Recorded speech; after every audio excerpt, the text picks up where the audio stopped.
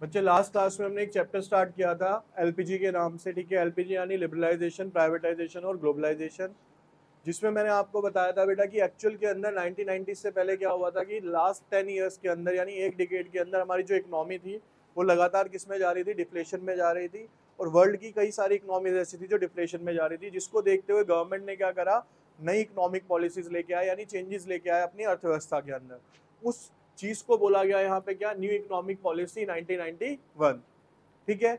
अब ये पॉलिसी थी क्या, कहते हैं to manage the economic crisis in 1991। मैंने आपको क्या बताया कि 1991 या उससे पहले क्या थे, बहुत ज्यादा इकोनॉमिक क्राइसिस आए हुए थे।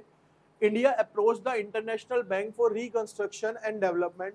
उसने अपने अप्रोच लगाई कहाँ पे बेटा, International Bank for Reconstruction and Development, popularly known as a World Bank, जिसको आप किस नाम से जानते हो बेटा, यहाँ वर्ल्ड बैंक के नाम से जानते हो।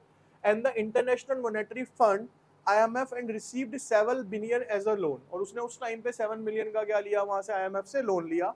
For availing the loan India was required to liberalise and open up the economy by, उस चीज के लिए लेकिन उसको क्या करना पड़ा, लिबरलाइज करना पड़ा। लिबरलाइज का मतलब फ्रीडम देनी पड़ी, किस किस चीजों पे देनी पड़ी, पहला reducing the role of government in many areas और लिबरलाइजेशन। कई जगह पे हमने पढ़ा था बेटा, स्टार्टिंग में हमने क्या पढ़ा कि एक्चुअल में इंडिया में प्रॉब्लम ये थी कि अगर आपको कोई भी काम करना है तो गवर्नमेंट से आपको पहले क्या लेना पड़ता था, लाइसेंस लेना पड़ता था। लेकिन जब ये पॉलिसी आई तो उस टाइम पे गवर्नमेंट को क्या करना पड़ा, अपना रोल क्या करना पड़ा, वहां पे थोड़ा कम करना पड़ा।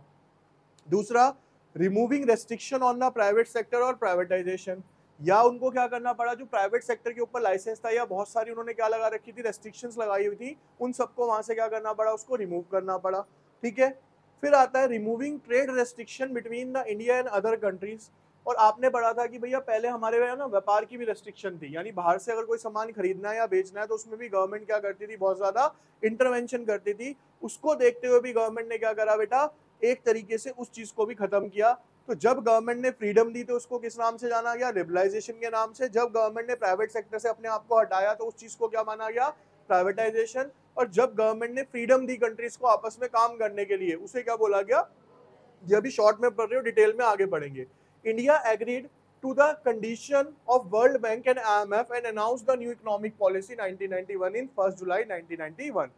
जब ये माने और इन्होंने क्या करा, 1 जुलाई 1991 को क्या करी, हमारे यहाँ पे न्यू इकोनॉमिक पॉलिसी क्या कर दी, लॉन्च कर दी, ठीक है। देखो बेटा, अब इसके बाद आगे देखो क्या बोला गया, कहता था new economic policy consisted of the new economic policy consisted of wide ranging economic reform. Wide ranging का मतलब हमारी अर्थव्यवस्था के अंदर क्या है बेटा, बहुत सारी चेंजेस देखने को मिले उस टाइम पे, जैसे कि the 3 broad components of NEPR। ये जो आप 3 कंपोनेंट्स पढ़ रहे हो ना, ये सिर्फ उन सारे रिफॉर्म्स का छोटा सा एक हिस्सा मान सकते हो आप, कि भैया रिफॉर्म्स तो बहुत सारे करे गए थे, लेकिन उसमें जो मेन रिफॉर्म्स करे गए थे वो क्या थे, हमारे LPGs थे, लिबरलाइजेशन, प्राइवेटाइजेशन और globalisation. The main aim of the policy was to create a more competitive environment in the economy and remove the barriers to entry and growth of the firms. Main M इसका क्या था कि जो restrictions लगी हुई थी, ठीक है, या जो भी चीजें थी जिसकी वजह से हम डेवलप नहीं कर पा रहे थे, ग्रो नहीं कर पा रहे थे, उन सब रेस्ट्रिक्शंस को हटाया जाए। इंडिया की इकोनॉमी के अंदर क्या लेके आया जाए, कंपटीशन लेके आया जाए, जिससे कि इकोनॉमी क्या कर सके, ग्रो कर सके। अब यहाँ पे देखो, ये LPG आप पढ़ी चुके हो, अब हम पढ़ रहे हैं सबसे पहले लिबरलाइजेशन किसे कहा गया। देखो बेटा, लिबरलाइजेशन मैंने आपको शॉर्ट में बताया था कि लिबरलाइजेशन का मतलब क्या होता है, लिबरलाइजेशन का मतलब होता है फ्रीडम। लिबरल का मतलब जो फ्रीडम हो, फ्री से यानी आजादी मिली आपको आराम से काम करने के लिए। कैसे, कहता है it refers to the removal और reduction of the government control and restriction from various sector. यहाँ पे क्या किया गया बेटा कि गवर्नमेंट की बहुत सारी रेस्ट्रिक्शंस को हटाया गया, कहाँ कहाँ से, the economy like industrial sector से, फाइनेंशियल सेक्टर से, physical reforms, foreign exchange market, trade and investment sector for making economic more competitive. देखो सीधी सी बात है बेटा, हम कंपटीशन कब नहीं कर पाते, जब हम रेस्ट्रिक्शंस में काम करते हैं, ठीक है। अब एक कंपनी है, एक इंडस्ट्री लगा के बैठी है, उसको बता भैया मेरी मैक्सिमम कैपेसिटी 5000 यूनिट की है, लेकिन गवर्नमेंट ने उसको परमिशन कितने की दे रखी है, सिर्फ 2000 यूनिट की दे रखी है। तो वो चाहते हुए भी 5000 यूनिट प्रोड्यूस नहीं कर पा रही, यानी कि वो कंपटीशन में नहीं आ पा रही या उतना ग्रो नहीं कर पा रही जितना उसको ग्रो करना है, ठीक है। नीड फॉर लिबरलाइजेशन, कहता है पीरियड टू 1991 से पहले there were a large number of government restrictions on entry and growth of the private enterprises.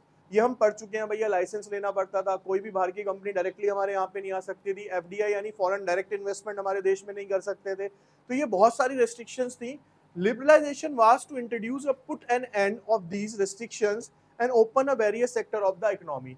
तो इसने क्या किया बेटा, उन सब रेस्ट्रिक्शंस को हटाया और एक ओपन इकोनॉमी बनाई। ओपन इकोनॉमी का मतलब क्या था, अब बाहर की कंट्रीज भी इंडिया में आके क्या कर सकती थी, डायरेक्टली काम कर सकती थी, यहाँ पे पैसा इन्वेस्ट कर सकती थी। ठीक है, फिर कहता है इंडस्ट्रियल सेक्टर रिफॉर्म क्या था, कहता है before 1991 the industries were regulated in various ways. अब हम पढ़ेंगे कि भैया 1991 से पहले इंडस्ट्रीज के क्या क्या रेगुलेशंस लगी हुई थी।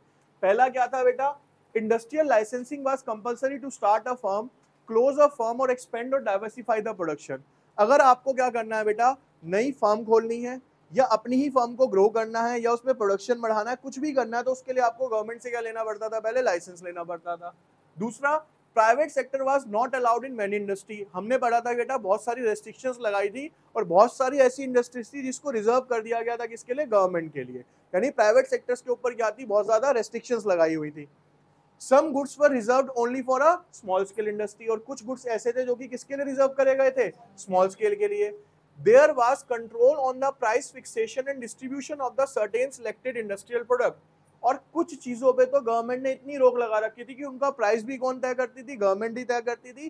कितने प्राइस में वो मार्केट में बेचे जाएंगे वो भी कौन डिसीजन लेता था, गवर्नमेंट लेती थी। तो इन सब रेस्ट्रिक्शन के अंदर कोई भी प्राइवेट सेक्टर या इंडस्ट्री ग्रो नहीं कर पा रही थी। The various major under industrial policy reform include. अब गवर्नमेंट ने किया क्या क्या बेटा इसके अंदर, सबसे पहले reduction in the industrial licensing. Government ने, मैंने आपको लास्ट क्लास में बताया था, कुछ सेक्टर्स को छोड़ के सबके ऊपर से क्या कर दिया, लाइसेंसिंग सिस्टम खत्म कर दिया। कहता है industrial licensing was abolished for almost all the products except alcohol, cigarette, hazardous chemical, industrial explosive, electronics, aerospace, drugs 3 and pharmaceuticals. अब इससे भी कम हो गया है। ठीक है, कुछ और है जिनसे हटा दी गई है, यानी बहुत लिमिटेड चीजों के ऊपर आज की डेट में आपको लाइसेंस लेना पड़ता है, अदरवाइज आपको लाइसेंस की कोई रिक्वायरमेंट। फिर आता है बेटा D reservation of public sector.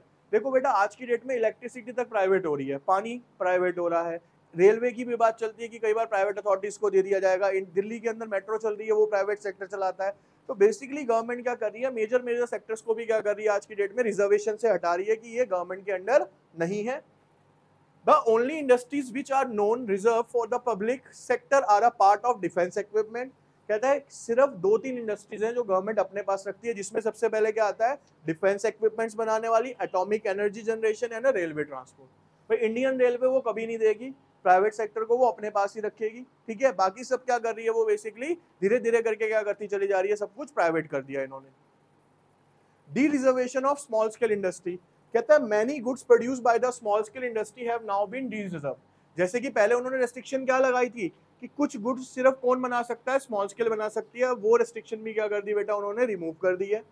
Removal of price control. और अब गवर्नमेंट किसी चीज के प्राइस कंट्रोल नहीं करती है, क्योंकि बेटा आज प्रेजेंट में जो इकोनॉमी है ना, उसे बोलते हैं हम फ्री इकोनॉमी।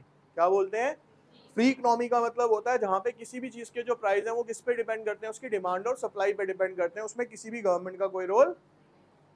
ठीक है, फिर आता है इसके बाद कि इन्होंने फाइनेंशियल सेक्टर रिफॉर्म क्या करे, यानी फाइनेंस में क्या क्या दिक्कतें थी और कैसे कैसे उसको ठीक किया गया। कहता है financial sector reform, banking sector reform बोला जाता है इसको। कहता है before 1991 the RBI was the regulator and decide amount of money that the bank can keep with themself, fix interest rate, nature of lending to the various sector etcetera. कहता है 1991 से पहले बेटा आरबीआई ही डिसाइड करता था कितना वो अपने पास पैसा रख सकते हैं, कमर्शियल बैंक्स कितना वो लोन दे सकते हैं, किसको कितना पैसा देना है, कितने ब्याज पे देना है, सब कौन करता था तय।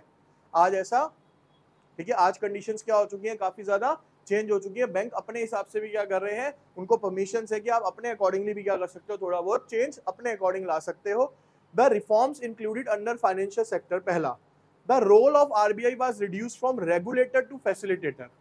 पहले जो आरबीआई था वो क्या था बेटा, रेगुलेटर था। रेगुलेटर मतलब जो उसको चलाता था कमर्शियल बैंक्स को। आज क्या है बेटा, वो फैसिलिटेटर है। आज की डेट में वो रेगुलेट नहीं कर रहा, आज वो सिर्फ उसको फैसिलिटी प्रोवाइड कराता है। ठीक है, of financial sector, this means that the financial sector was allowed to take decisions on many matters without the consulting the RBI। आज वो अपने decisions खुद ले सकते हैं, RBI से consultation की उन्हें कोई requirement नहीं है। The reform policy led to the establishment of a private sector bank, Indian as well as a private। आज आप इंडिया में देखते हो बेटा, क्या सिर्फ गवर्नमेंट बैंक्स है, नहीं, प्राइवेट बैंक्स भी तो बहुत सारे चल रहे हैं। ये इसी का रीजन है, क्योंकि अब क्या कर दिया गया, फ्रीडम दे दी गई है। ठीक है, जैसे बैंक ऑफ स्विट्जरलैंड है, आरबीआई से रिजर्व बैंक ऑफ स्विट्जरलैंड हो गए। ठीक है, डच बैंक हो गया इंडिया के अंदर, अमेरिकन बैंक्स हो गए, ये सब क्या है, इंडिया में काम कर रहे हैं ना, तो ये क्या है बेटा, इसकी रिफॉर्म्स की वजह से हो पाया।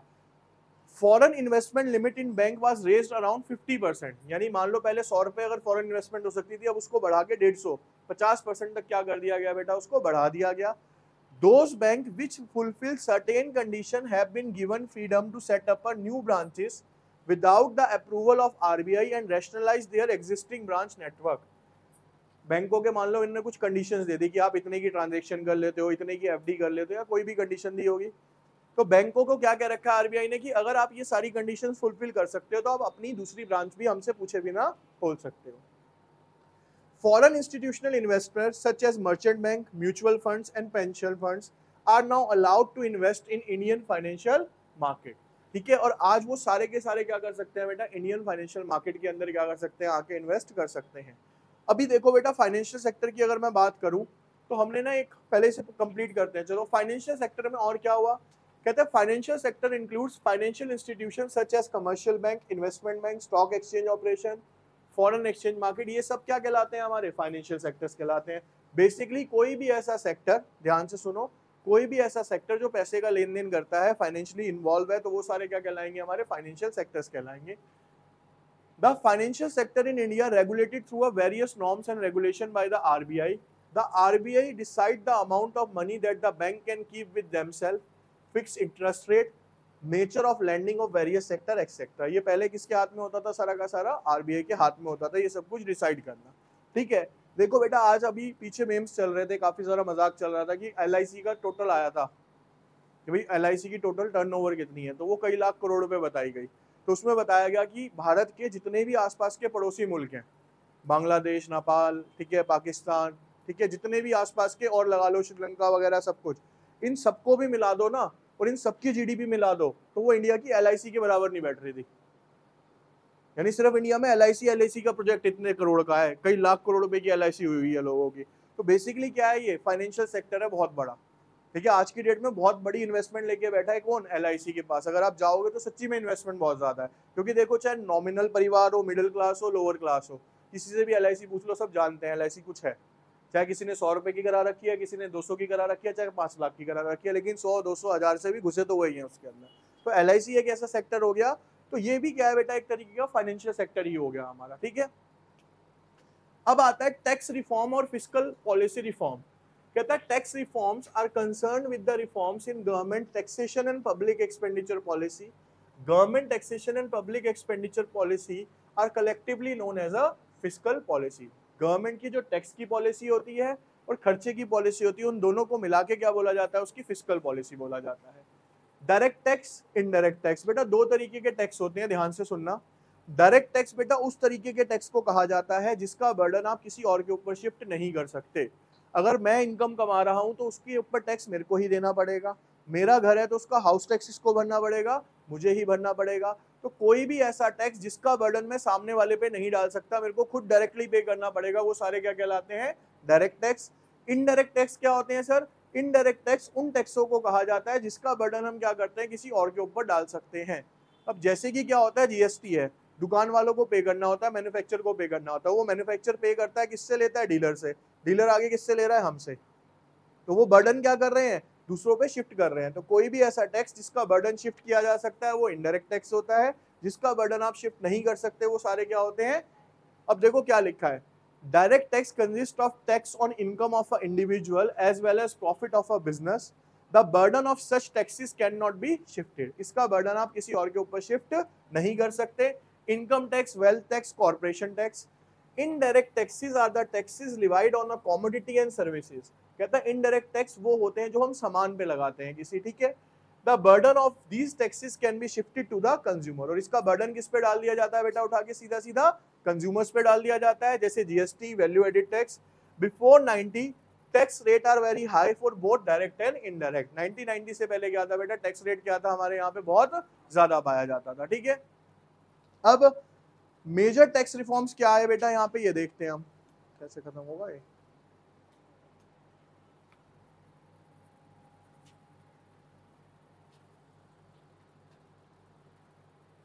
देखो, कहता है since 1991 there has been continuous reduction in the taxes on individual income as it was felt that high rate of income tax were an important reason for the tax evasion.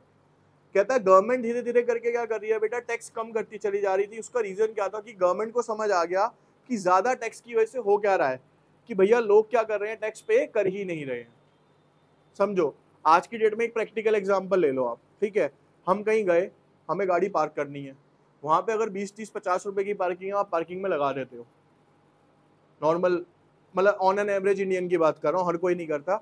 लेकिन वहीं पार्किंग अगर 200 300 रुपए की है तो ज्यादातर लोग क्या कोशिश करते हैं, कहीं साइड में लगा दें, कहीं बाहर खड़ी कराएं, 200 300 रुपए बच जाए। तो क्या समझ आया, वैसे ही टैक्स का था बेटा। अगर जब टैक्स ज्यादा थे ना 1990 से पहले, तो ज्यादातर लोग टैक्स देने से बचते थे। लेकिन गवर्नमेंट को ये समझ आया कि भैया जब देंगे ही नहीं डर से, तो उससे बढ़िया क्या है, टैक्स को थोड़ा कम किया जाए, जिससे कि ज्यादा से ज्यादा लोग क्या करें, टैक्स को पे करना स्टार्ट करें। ठीक है, the rate of corporation tax which was very high earlier has been gradually reduce. Corporate यानी जो कॉर्पोरेट वर्ड होते हैं हमारे इंडस्ट्रीज वगैरह पे टैक्सेस बहुत ज्यादा थे, उसको कम किया गया। Efforts have also been made to reform the indirect taxes in order to facilitate the establishment of common national market for goods and commodity। और ये भी जो इनडायरेक्ट टैक्सेस थे ना बेटा हमारे, जो गुड्स पे लगते थे, उसको भी क्या करने की कोशिश करी जा रही है बहुत ज्यादा। कहते हैं in order to encourage better compliance on the part of tax payer many tax procedures have been simplified and the rate also substantially lowered. देखो आज की डेट में क्या है, अगर आप थोड़ा सा भी अकाउंटेंसी सीख जाओगे ना, तो आप ऑनलाइन जाके अपनी रिटर्न खुद फाइल कर सकते हो। ठीक है, इतना इजी पोर्टल बना दिया गया है, सारी चीजें बेसिक फॉर्म के टाइप है, आप फॉर्म भरोगे आपका टैक्स निकल के आ जाएगा। तो गवर्नमेंट भी क्या कर रही है बेटा, बहुत इजी करती जा रही है टैक्स प्रोसेस को, टैक्स को भी क्या कर रही है, काफी रिड्यूस करता चले जा रहे हैं। Recently the Indian parliament passed a law goods and service act 2016। तो 2016 में क्या आया था जी, हमारे यहाँ पे जीएसटी आया था, to simplify and introduce the unified indirect tax system in India. This law came into effect from July 2017. This is expected to force generated additional tax revenue for the government, reduce tax evasions and create one nation, one tax and one market. बेटा GST था क्या, कोई बताएगा?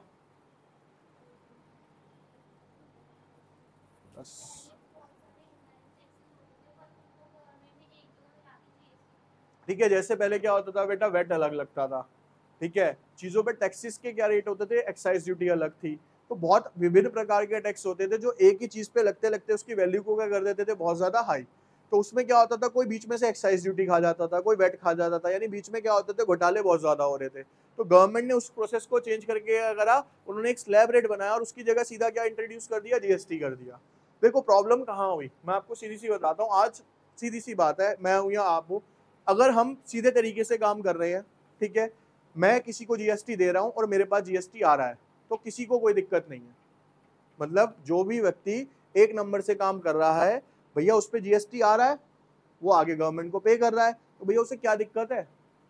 भाई 5 लाख का GST उसने generate करा सामान बेच के, वो आया, उसने उठा के गवर्नमेंट को दे दिया, तो उसे तो कोई दिक्कत है नहीं है। लेकिन दिक्कत कहाँ पे है भैया, जहां पे जीएसटी की क्या होती है, चोरी होती है। देखो एक नंबर के काम से अगर सीधा सीधा चलोगे तो जीएसटी वालों को कहीं से कहीं तक कोई प्रॉब्लम नहीं आएगी। प्रॉब्लम वहीं आएगी जब क्या होगा, लेकिन हाँ, अब सर जो छोटे छोटे काम है, भैया आप छोटी सी दुकान खोल के बैठे हो, वहाँ पे जीएसटी अप्लाइड नहीं है, लेकिन जब आप सामान लेने जाते हो तो सामने वाला कहता है भैया मुझे तो जीएसटी दे के जाओ।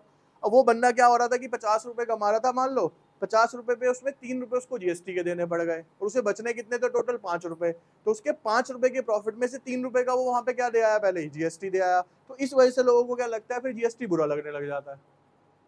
बात समझ आई? लेकिन जो सीधे तरीके से चलने वाला काम है उसके अंदर जीएसटी बुरा नहीं है, लेकिन हाँ इसका इफेक्ट बड़े लोगों की वजह से पड़ता किसके ऊपर जाके है, छोटे लोगों पे पड़ता है। अगर बड़े लोग तरीके से चलेंगे तो छोटे लोगों पे उसका इम्पैक्ट, ठीक है। दुकानदार क्या कर रहा है, जो बड़े बड़े होलसेलर है वो अपना टैक्स बचा रहे हैं, कहाँ से चार्ज कर लेते हैं, छोटे छोटे दुकानदारों से कर लेते हैं। तो ये क्या चल रहा है, एक प्रोसेस गलत चल रहा है हमारे यहाँ पे। ठीक है, अब देखते हैं, कहते हैं goods and service tax is a comprehensive indirect tax which has replaced many indirect taxes in the India. कहता है इसे क्या बनाया गया, बहुत सारे अलग अलग टैक्सेस की जगह एक टैक्स बना दिया गया, जिसको क्या बोला गया, goods and service tax. The Goods and Service Tax Act was passed in the Parliament on 29th March 2017 to simplify and introduce the unified का मतलब होता है एक single tax structure indirect tax system in India. The act came into effect on 1st July. Its comprehensive multi-stage destination based tax This is levied on every value addition. GST has been identified as one of the most important tax reform post independence. यानी 1947 के बाद जो tax के अंदर reform आया उसमें सबसे बड़ा जो रिफॉर्म है वो जीएसटी को माना गया है। ठीक है, The government of India implemented GST following the credo of one nation and one tax and wanting a unified market in order to ensure the smooth flow of the goods and services across the country। ये ऐसा इसलिए किया गया था कि भैया one nation one tax, यानी एक नेशन के अंदर एक ही टैक्स चलना चाहिए। ये नहीं कि यूपी में अलग चल रहा है, दिल्ली में अलग चल रहा है, बिहार में टैक्स अलग चल रहा है, ऐसा होता था पहले। ठीक है, हर स्टेट के अंदर अपना ही टैक्स लगा के बैठे थे सब अपनी मर्जी से। तो गवर्नमेंट ने सबको हटा के क्या कर दिया, उसकी जगह एक टैक्स लेके आए, ये स्ट्रक्चर बनाया गया, जो कि 1947 के बाद का क्या है बेटा, सबसे ज्यादा खतरनाक टैक्स स्ट्रक्चर कह सकते हो। ठीक है, जिसके अंदर लेकिन हाँ, अगर आप देखोगे तो गवर्नमेंट ने पहली बार जब जीएसटी कलेक्ट किया था तो बेटा जीएसटी से उन्होंने 1.5 लाख करोड़ रुपया कमाया था। ठीक है, जो फर्स्ट टाइम जीएसटी कलेक्ट हुआ था हमारे यहाँ पे। तो बेसिकली क्या है, जीएसटी एक अच्छा इनिशिएटिव था किसके द्वारा, गवर्नमेंट के द्वारा। ठीक है, लेकिन वो ये देखो, कोई भी टैक्स स्ट्रक्चर आता है, सीधी सी बात है, टैक्स अच्छा लगता है किसी को? गवर्नमेंट 30 का 10 कर दे, 10 का 5 कर दे, गवर्नमेंट उल्टा तुम्हें देना चालू कर दे, तब तक कुछ नहीं होगे तुम। जब तक वो लेती रहेगी टैक्स, जब तक तुम दुखी हो। जैसे ही वो देना स्टार्ट कर देगी बेटा, हम तभी खुश हो पाएंगे। लेकिन बेटा फिर गवर्नमेंट कैसे चलेगी? गवर्नमेंट का जो मेजर इनकम सोर्स है वो क्या है बेटा, टैक्स ही है। और गवर्नमेंट 100 रुपए कमाती है तो 100 रुपए में से बेटा 70 रुपए की इनकम टैक्स से ही आ रही है, बाकी 30 रुपए देखो आप अगर टोल टैक्स भी दे रहे हो ना, उसका नाम क्या है, टोल टैक्स। कुछ भी आप पे करते हो तो वो टैक्स के रूप में ही गवर्नमेंट के पास जा रहा है। तो अगर आप टैक्स ही नहीं दोगे तो बेटा फिर तो हो गई ग्रोथ। ठीक है, समझ आ गया यहां तक? अब देखो बेटा, फॉरेन एक्सचेंज रिफॉर्म क्या था? कहता है before 1991 fixed exchange rate system was followed by the RBI. कहता है इसको चलाने वाला कौन था हमारे देश के अंदर? आरबीआई था। कहता था major reforms made in the foreign exchange market. Changes क्या लेके आएगा? In 1991 as an immediate measure to resolve the balance of payment crisis the rupee was devalued against the foreign currency. Devaluation refers to the reduction in the value of domestic currency with respect to foreign currency. This led to increase in the inflow of the foreign exchange by making export cheaper and more competitive. इसको समझ नहीं आया होगा, समझ लो। Basically हुआ क्या बेटा, हमने लास्ट क्लास में ये पढ़ा था कि भैया हमारी कंडीशन ऐसी थी कि हमारे पास इंटरेस्ट देने के लिए भी फॉरेन एक्सचेंज नहीं होता था। तो अब हमें किसकी रिक्वायरमेंट थी बेटा? फॉरेन एक्सचेंज की रिक्वायरमेंट थी। तो गवर्नमेंट ने उसको सॉल्व करने के लिए क्या किया कि इंडियन रुपीस की वैल्यू को क्या कर दिया? डीवैल्यू कर दिया। डीवैल्यू का मतलब अपने देश की करेंसी की वैल्यू। अब जब अपने देश की करेंसी की वैल्यू कम होगी तो आप कहोगे सर इससे फायदा क्या होगा? इससे फायदा ये हुआ कि अपने देश के अंदर चीजें जो थी वो सस्ती हो गई। तो हमारे देश की चीजों की डिमांड इंटरनेशनली क्या हो गई बेटा? बढ़ गई। और हमारा एक्सपोर्ट क्या हो गया? बढ़ गया। जिसकी वजह से हमारे देश में फॉरेन एक्सचेंज क्या हो गया? बहुत ज्यादा आना स्टार्ट हो गया। दोबारा समझ लो क्या कह रहा हूँ। हमारे पास फॉरेन एक्सचेंज की शॉर्टेज थी, और जो फॉरेन एक्सचेंज हमारे पास आ सकता था, कैसे आ सकता था बेटा? एक्सपोर्ट करके। लेकिन हमने क्या पढ़ा लास्ट क्लास में कि हमारा एक्सपोर्ट यानी हमारी चीजें क्या थी? एक तो क्वालिटी अच्छी नहीं थी, दूसरी महंगी बहुत थी। तो गवर्नमेंट ने अपने देश की करेंसी की वैल्यू को कम कर दिया, जिससे कि हमारे देश की चीजें क्या हो गई? मार्केट में सस्ती हुई, जिससे हमारा एक्सपोर्ट क्या हो गया? बढ़ गया। और फॉरेन एक्सचेंज हमारे देश में क्या हो गया? जल्दी से आना स्टार्ट। ठीक है, कहता है it also led to freeing the determination of rupee value in the foreign exchange market from the government क्लोड। अब देखो आज की डेट में ना जो करेंसी की वैल्यू घटती बढ़ती है भी, वो भी गवर्नमेंट के हाथ में नहीं है। वो भी किसके हिसाब से चल रही है? डिमांड और सप्लाई के हिसाब से चलती है। ठीक है, now market determine exchange rate based on the demand and supply of a foreign exchange. वही बता रहा हूं मैं आपको, इंडियन रुपीस की वैल्यू बढ़ेगी कम होगी क्या होगा? सब किस पे डिपेंड करता है? डिमांड और सप्लाई पे। अपने हाथ में कुछ नहीं है अब। ठीक है, trade and investment policy reform. देखो ट्रेड का मतलब होता है बेटा व्यापार करना। ठीक है, before 1991 India was following a import substitution policy with a high tariff and quotas regime of quantitative restriction on the import. These policy reduce efficiency and competitiveness which led to the slow growth of the manufacturing sector. बेटा India के अंदर एक चीज चल रही थी, import substitution. Import substitution क्या था कि जो चीजें आप बाहर से इंपोर्ट कर रहे हो उसको बाहर से इंपोर्ट ना करो, क्या करो? अपने ही देश में उसको मैन्युफैक्चर करो। लेकिन गवर्नमेंट ने उसके ऊपर क्या लगा रखा था? बहुत ज्यादा टैक्स। यानी गवर्नमेंट ने उसको प्रोटेक्ट कर रखा था। देखो होता क्या है, जब गवर्नमेंट किसी चीज को प्रोटेक्शन दे देती है यानी वो उसको किससे बचा रही है? कंपटीशन से बचा रही है। तो वो सारी इंडस्ट्रीज क्या हो गई? आराम से बैठ गई, क्योंकि उन्हें पता था गवर्नमेंट हमारा साथ दे रही है। तो वहां पे ज्यादा कंपटीशन नहीं हुआ, जिसकी वजह से वो ज्यादा ग्रोथ नहीं कर पाई। ठीक है, ऑब्जेक्टिव क्या था इसका? To increase the international competitiveness of industrial production and also foreign investment and technology into the economy. इनका मेन मोटिव ये था कि अपने देश के अंदर क्या किया जाए, कंपटीशन को बढ़ाया जाए और फॉरेन एक्सचेंज को बढ़ाया जाए। The aim was to promote the efficiency of local industry and adoption of a modern technology. इनका मेन एम क्या सेट था बेटा कि लोकल इंडस्ट्री को बढ़ाया जाए और मॉडर्नाइजेशन लेके आया जाए अपनी इकोनॉमी के अंदर। ठीक है, अब इसके लिए इन्होंने किया क्या, लास्ट पॉइंट पढ़ लेते हैं यहां तक ये। The important trade and investment policy reforms include, इसके अंदर बेटा सबसे पहले इन्होंने क्या किया, dismantling of a quantitative restriction. Quantitative restriction क्या थी बेटा, कोटा रेस्ट्रिक्शन। मैंने आपको क्या बताया, आज भी चल रही है वो। भाई हमारी इकोनॉमी ने चाइना की इकोनॉमी को कैसे खराब किया, भैया वहां पे कोटा रेस्ट्रिक्शन लगा दी कि आप वहां से माल खरीदो, लेकिन हम आपको एक लिमिट दे देते हैं कि इस क्वांटिटी से ज्यादा आप माल बाहर से नहीं खरीद पाओगे। ठीक है, तो उसे बोला जाता है कोटा रेस्ट्रिक्शन। लेकिन quantitative restriction on import of manufactured consumer goods and agriculture product were also fully removed from April 2001। 2001 में इसको पूरे तरीके से क्या कर दिया गया, हटा दिया गया। यानी कि अब आप बाहर से जितना मर्जी माल खरीद सकते हो, जितना मर्जी माल बेच सकते हो, यानी फ्री कर दिया गया लोगों को। रिडक्शन टैरिफ रेट्स, और बाहर से आने वाली चीजों पे टैक्स को भी क्या कर दिया गया बेटा, बहुत। Export duties have been removed to increase the competitive position of the Indian goods in the international market and import duties have also been reduced। देखो बेटा, एक्सपोर्ट ड्यूटी का मतलब होता है जब मैं यहाँ से माल बेचूंगा ना तो उस पर जो टैक्स लगाऊंगा। इंपोर्ट ड्यूटी का मतलब होता है जब मैं बाहर से माल खरीदूंगा तो उस पर जो टैक्स लगेगा। तो दोनों ही टैक्सों को क्या कर दिया गया, कम कर दिया गया। कम करने का मेन बेनिफिट क्या मिला बेटा, दोनों ही देशों के अंदर क्या हो गया, मतलब जिस भी कंट्री के अंदर कम किया गया, दोनों जगह क्या फायदा मिला बेटा, दोनों जगह इंपोर्ट और एक्सपोर्ट क्या हो गया आपका, इंक्रीज। समझ आई, इतना कर लो बस।